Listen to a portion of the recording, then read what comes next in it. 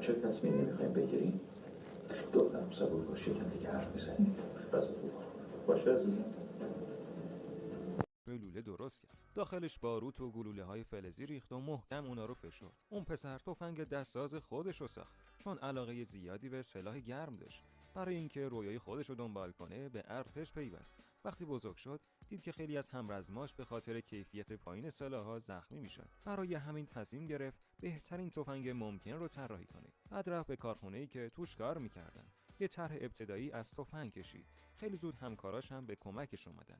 با تلاش جمعی اولین مدل تفنگ تهاجمی ساخته شد و شروع کردن به تست کردنش. وقتی تیرها از لوله تفنگ رد شدن و جاهای برخوردشون مشخص شد، مرد خیلی خوشحال شد و تفنگو تحویل یه ژنرال داد.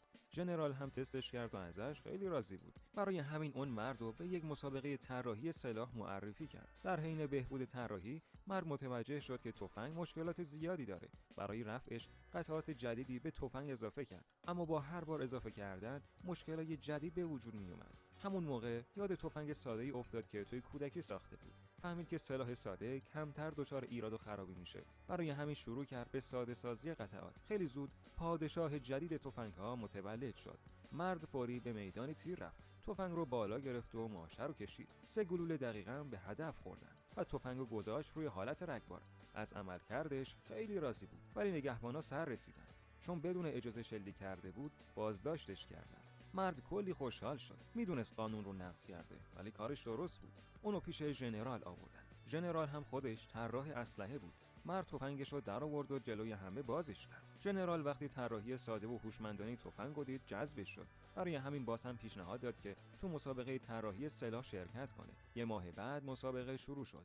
برای آزمایش عملکرد همه تفنگا رو توی آب و شن انداختن.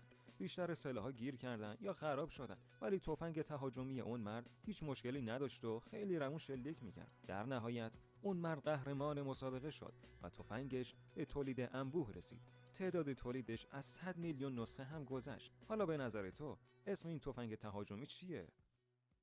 این پسر بچه اهل